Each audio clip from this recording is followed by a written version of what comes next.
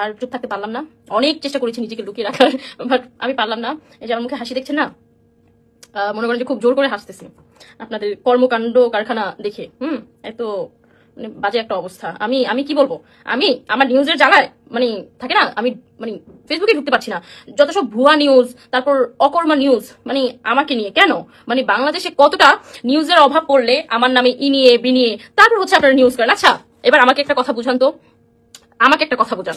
মানে আপনারা, আমি বলার মতো কোনো ভাষা নেই, আপনারা এমন নিউজই করেন যে নিউজের কোনো মানেই হয় না। মানে আমি মাঝে মাঝে হচ্ছে কয়েকদিন আগে আমার একটা ভিডিও ভাইরাল হলো, আমি ভিডিওটা একটু দেখাই। হ্যাঁ, ভিডিওটা না দেখালে হচ্ছে আপনারা বুঝতে পারবেন না মানে মানুষ যে কত খারাপ আর কত নিকৃষ্ট, এটা আমি আজকে আপনাদেরকে বলছি। আমি কিন্তু বাস্তবে আমার ক্যারেক্টার মোটেও এরকম না, মোটেও না। হ্যাঁ, হোসেন রয় তোমাকে আসলেই ভালো লাগে না, আমি তো ভাবছি আমাকে দেখে ভাগবেন, কারণ লাইভে তো ফিল্টার দেওয়া যায় না।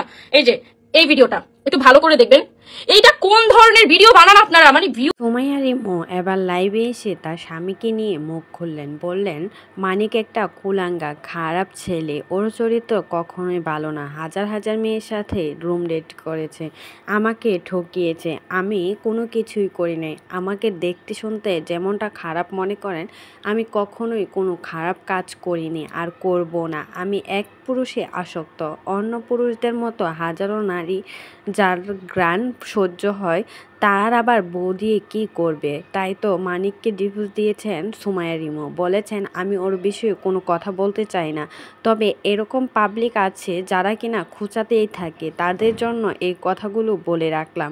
আমি আমার স্বামীকে এমনি এমনি ছেড়ে দিইনি, যখন শূন্য পকেটে ছিল তখনও আমি তার পাশে ছিলাম, এখন কেন নেই, তার চরিত্র ভালো না, চরিত্র ভালো থাকলে আমি অবশ্যই থাকতাম, এখন আপনারাই বলুন আমাকে দেখতে খারাপ মনে হলো, আমি কখনো কোনো ছেলের সাথে ধরা খাইনি বা লিঙ্ক বের হয়নি যে আমাকে মানুষে খারাপ বলবে, মানুষের চেহারা দেখে বিচার করবেন না, তার মনের ভিতর কি আছে সেটা দেখে বিচার করবেন।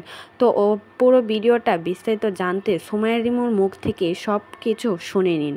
তোর কি এতই অভাব পড়ছে? এইটা জাস্ট হচ্ছে একটা কন্টেন্ট ছিল, আমি ঘুমাচ্ছিলাম, আমাকে এসে বললো যে এই মেয়ে তুমি ঘুমাচ্ছ কেন, তোমার বোকা পেয়ে ধোকা দিলা, গানটা তো রিলিজ হয়ে গেছে। তখন আমি বললাম ও এটা একটা প্রমোশন ছিল, একটা প্রমোশনকে এআই দিয়ে আপনারা কি জঘন্য ভিডিও বানিয়েছেন। এইটা আবার আমাকে কিছু কিছু মানুষ শেয়ার করে বলতেছে রিমো তুমি এটা কি করেছো।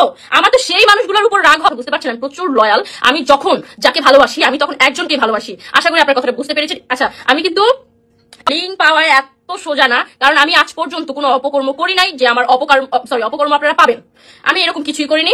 তোর দেখতে সুন্দর, তোমার ইনকাম আছে, হ্যান আছে, ত্যান আছে, আরে ভাই পরিমণিরও তো ছিল, পরিমণিও তো বাংলাদেশের সব থেকে বেশি সুন্দর ছিল, তাই না? তাহলে তার হাজবেন্ড তাকে ছেড়ে কেন চলে গেছে?